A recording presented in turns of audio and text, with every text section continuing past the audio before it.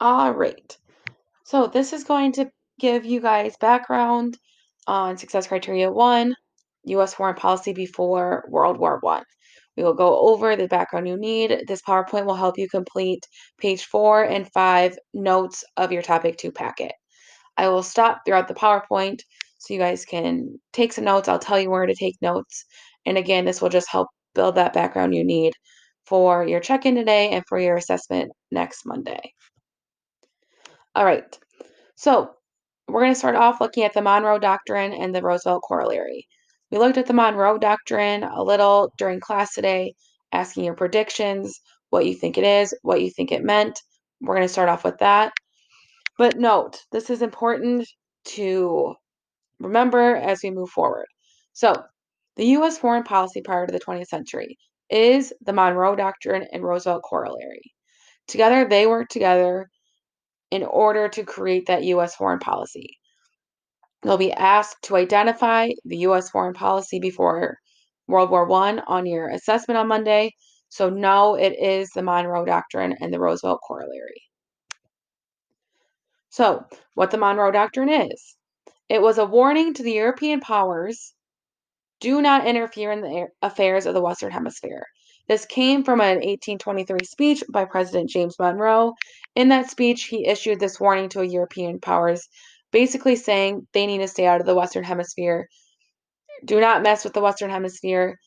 If we see you trying to imperialize or try to take over countries in the Western Hemisphere, the United States will take that as an act of aggression, as a form of a threat towards the United States, and they will respond if needed. And so, what you'll write down for your definition is basically it was a warning to the European powers, do not interfere in the affairs of the Western Hemisphere. The United States is going to handle the Western Hemisphere affairs. European powers no longer are wanted or needed in the Western Hemisphere. And again, if they do enter the Western Hemisphere, that will be a threat towards the United States. So if you want to take a minute to pause, write down that second bullet point about the warning to the European powers. We looked at this graphic in class. Again, it's just an image that shows what the Monroe Doctrine really is. It's like that imaginary line that's saying, Europe, do not cross, do not enter into the Western Hemisphere. All right. Then the second half of foreign policy before the 20th century is this Roosevelt Corollary. So this was saying to Europe that that they need to keep out of Latin America. That the United States has the right to Latin America. Europe needs to stay out of it. They cannot imperialize or colonialize Latin America. The United States will then pursue their own interests in Latin America. They will seek friendly governments, alliances, and raw materials. So again, this will make up the second half. The United States wants Europe to stay out of Latin America. The United States themselves are going to explore Latin America and utilize them for raw materials and find friendly governments to trade with, to have a relationship with, to benefit from.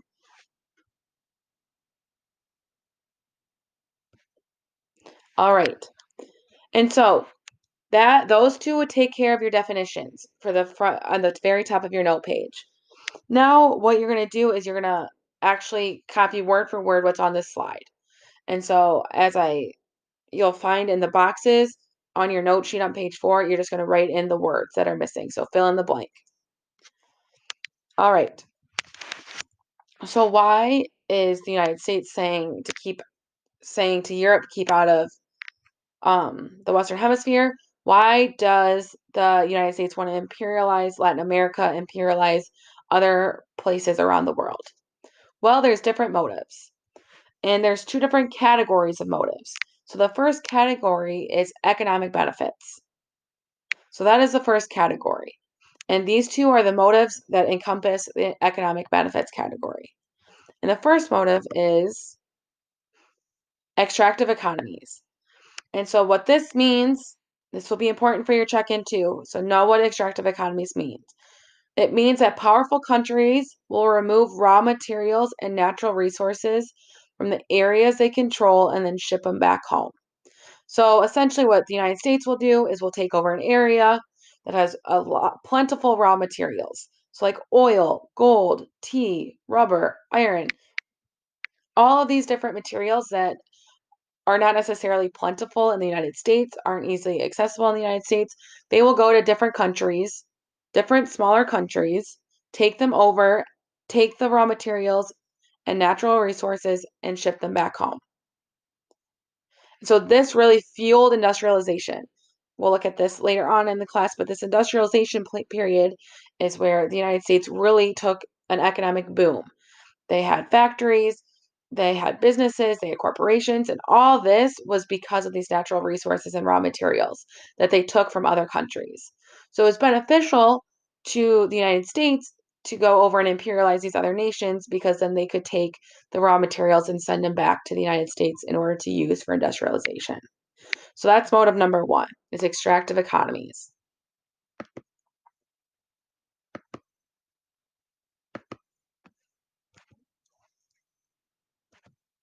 Motive number two is if this country is already resource rich and you don't need extractive economies, what do you do? So not only do they use it for extractive economies where they go and get the resources, once then the United States creates products, creates um, different items, different products, they then can trade with other countries. And so it was very beneficial to have these territories because they could use those territories to trade with and then not only trade with them, but also get closer to larger countries to trade with. So, example, like China would be a huge country to be able to trade with. The United States imperialized the Philippines, which is close to China. We'll take a look at that more tomorrow.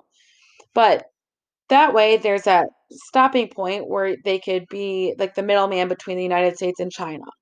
So they are able to expand their markets, expand trading routes, expand into overseas markets, and be able to trade with different countries that they normally would not have been able to trade with without these countries that they were taking over.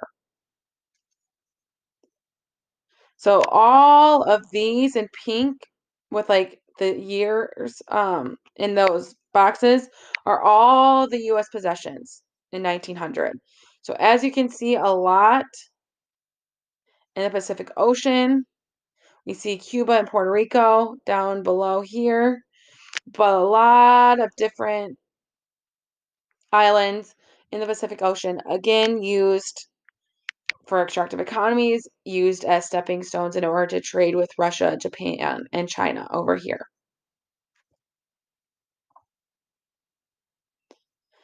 All right.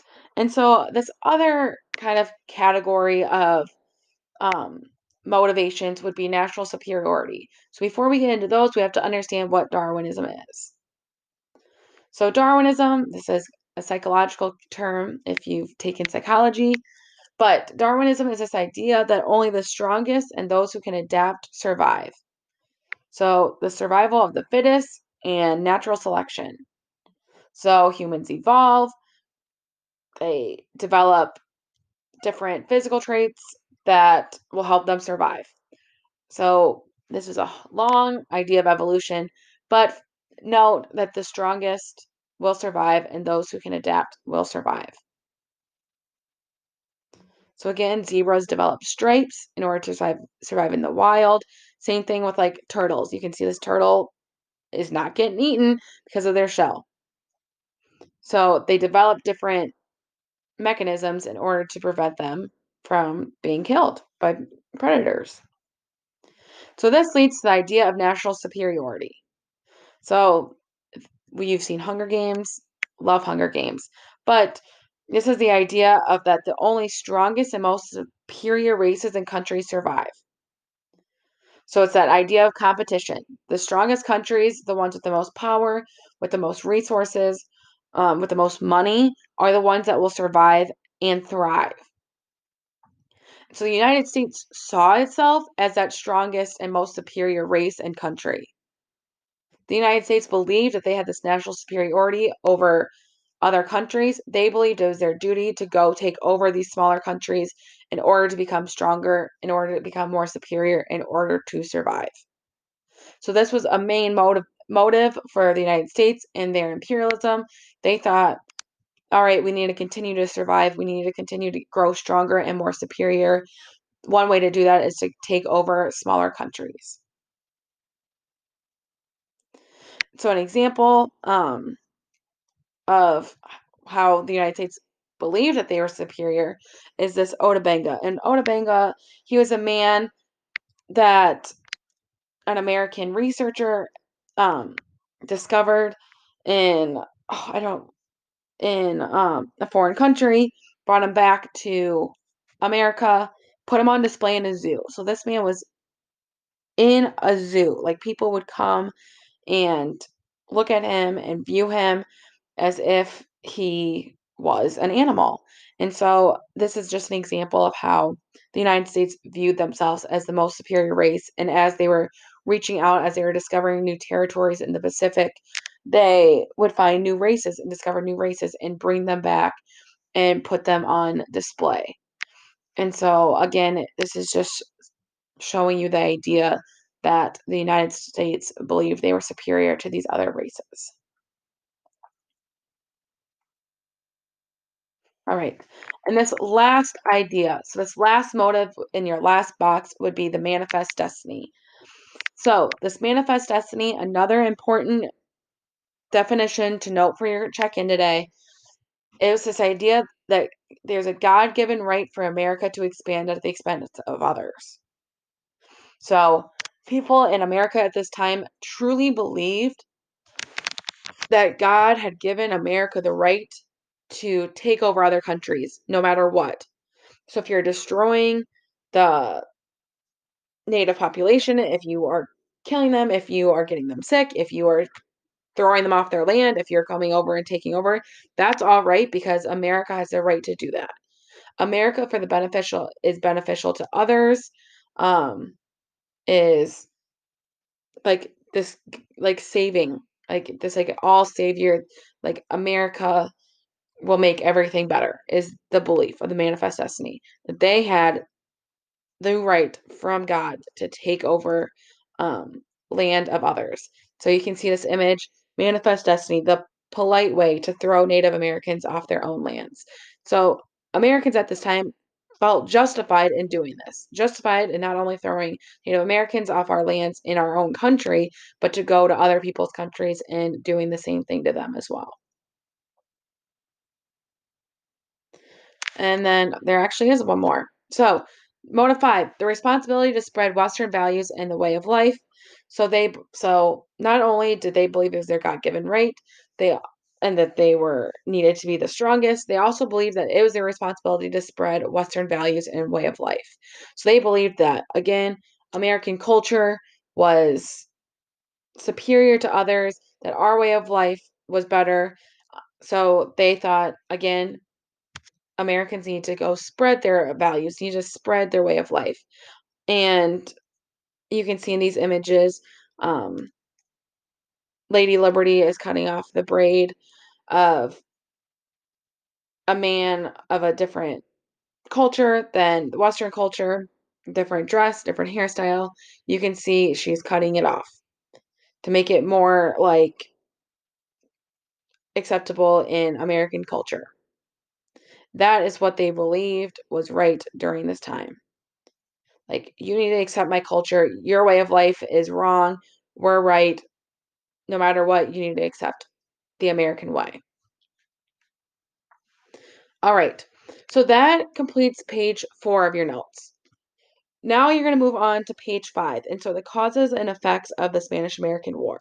So on page 5 of your um, topic 2 packet, on page 5, you'll see causes on the left side, effects on the other side. So we're going to go through as to what you're going to write down for this. And so this isn't necessarily going to be up on the screen. It's going to be more what I talk about. So make sure you pause and go back and take the notes that you need for the causes and the effects.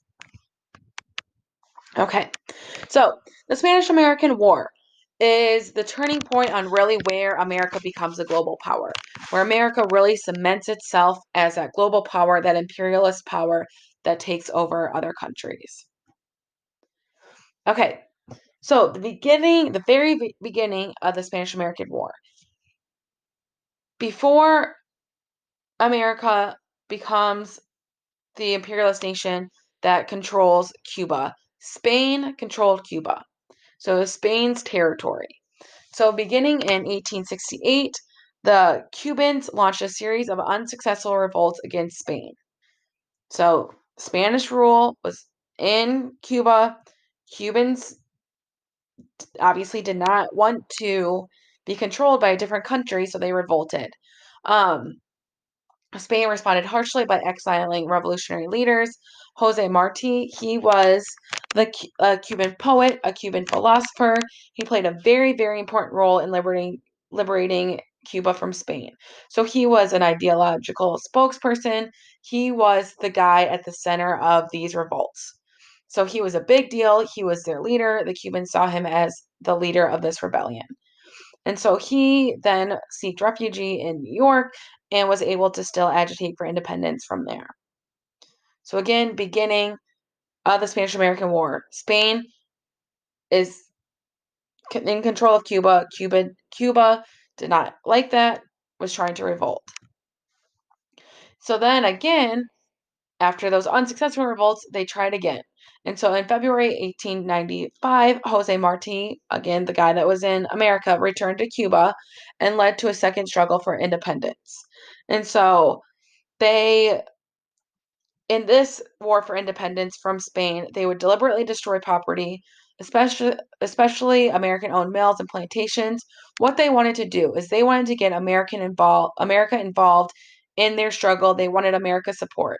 In order to get their attention, they tried to destroy property by destroying American-owned plantations and everything to kind of be like, hey, like we need your help. If you don't help us, we're going to continue to destroy this. So Marty actually died in the struggle and became an instant hero, kind of like a martyr for this struggle.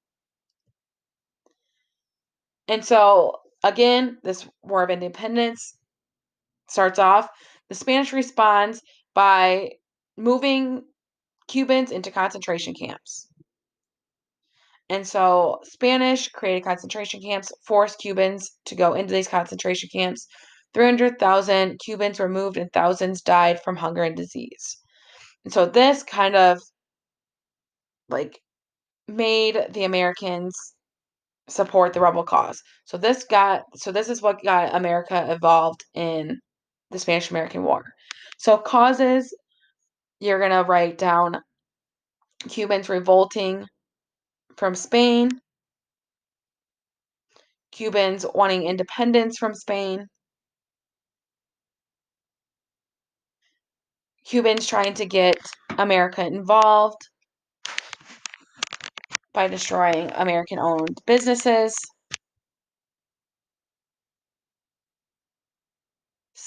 Spanish putting the Cuban population into concentration camps, encourages America to get involved with the war and help the Cubans be free from Spain. All right. So those would be the causes. Again, you can go back and re-listen if you need to. So after this happened, after they started putting the Cubans in concentration camps, the media gets involved. So another cause of the Spanish-American War would be the American media, because what they did, especially these two writers, William Randolph Hearst and Joseph Pulsier, they printed exaggerated accounts of events that came to be known as yellow journalism. So this yellow journalism, another cause. So yellow journalism contributed to the beginning of the Spanish-American War. And so Hearst was quoted saying, "You furnish the pictures, I'll furnish the war." So he was saying, if you can give me a picture of what's going on, My words can promote a war, can provoke a war. These are just some examples of yellow journalism. So, yellow journalism is basically just an extreme exaggeration of the truth and basically lies. So, like some of these examples, Abraham Lincoln was a woman and Hillary Clinton adopts alien baby. So, there's just these widespread, like, exaggeration articles, headlines that just were created in order to get people's attentions.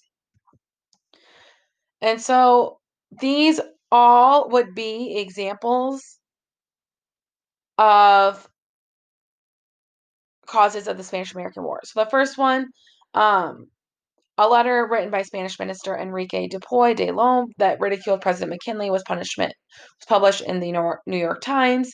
And so the Spanish minister basically wrote a letter that got leaked, basically bashing the president at the time, President McKinley.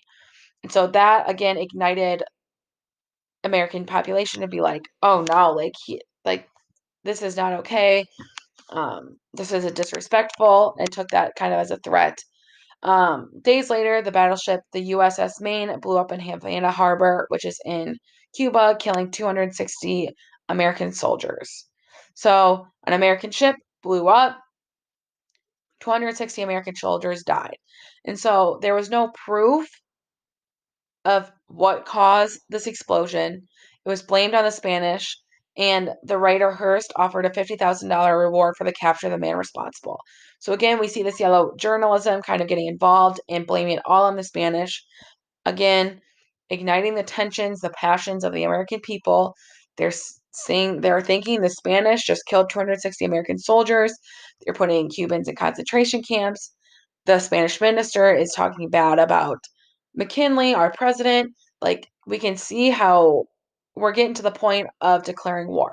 All these things are happening that kind of igniting that war fever in the American people.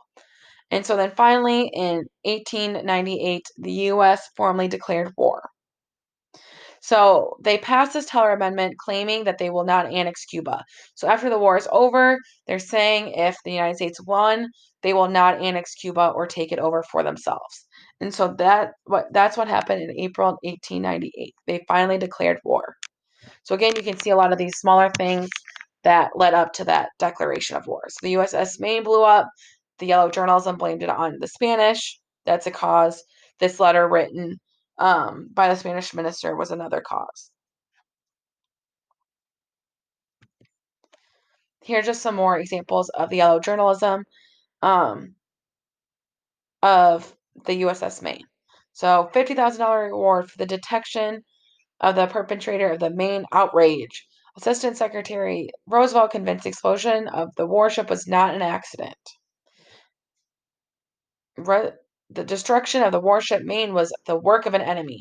So again, you can read all these headlines that if you read that as an American citizen, I think it would get you fired up too. So that's what they were trying to do. They were trying to evoke those emotions among the American people. Remember the Maine. All right. So McKinley called for 100,000 volunteers to go fight in the Spanish American War. 200,000 men volunteered. So again, there's a large amount of pride in the country right now. They are fired up. They're ready to fight the Spanish. The Spanish insulted them. They killed 260 soldiers. We're ready to fight. We're ready to go to war with the Spanish. And so we can see this is another political cartoon that we're getting ready for war. We're getting ready. We're giving America what they need in order to fight. Get kind of feeding them that food of thought that will get them ready to go. All right. So although the war started with Cuba, Spain actually had control of the Philippines too. So all at the same time, Cuba controlled by Spanish, Philippines controlled by Spanish. So the first battle of the Spanish-American War actually took place in the Philippines. So within hours, George Dewey, an American leader, had destroyed every Spanish ship, the Filipinos help American troops fighting for their freedom from Spain. So again, they wanted to be free. Philippines wanted to be free. Cuba wanted to be free. They were helping the American troops. 2 months later, Spain surrendered the islands along with Guam. So it didn't take much. So the war started in the Philippines. America easily defeated the Spanish, and the Spanish surrendered 2 months later after the war began. So here is a look at the Philippines. Again, we're going to go into more depth about the Philippines tomorrow, and then Guam is right next to it. And so then Philippines went there in Cuba. They weren't as prepared for war in Cuba. So they had old weapons, heavy wool uniforms, spoiled food, nothing like what we have today to go to a war. So what they wanted to do was control the port of Santiago. So it was a port city, access to the sea, very important to gain control of. So if we ever wonder why Roosevelt High School here in Des Moines was called the Rough Riders, this is why. So the Rough Riders helped gain control of the city at the Battle of San Juan, and Theodore Roosevelt becomes a national hero from the battle. So this is just an image kind of representing the Battle of San Juan. So 2 days after the San Juan Hill, the Spanish Navy attempts to flee the Santiago harbor. So the U.S. Navy destroys the Spanish fleet, the Spanish surrender, and the U.S. forces occupy Puerto Rico. We talked about Puerto Rico today in class. This is where the United States takes over Puerto Rico. So Spain officially surrenders after being defeated here at San Juan. The whole war lasted 2 months. So not a very long war. It was pretty easily fought and won against the Spanish. 385 troops die in combat, and 2,061 die from disease. So way more died from disease than actual fighting. All right. So this would be the effects of the war. What you need to write down in the right column, the effects of the war. All of these will be written down. So Spain gave up all claims to Cuba. The United States gained territory in Puerto Rico and Guam. Spain turned over the Philippines for $20 million. So this is kind of a very good example of imperialism. Like, Philippines is a country.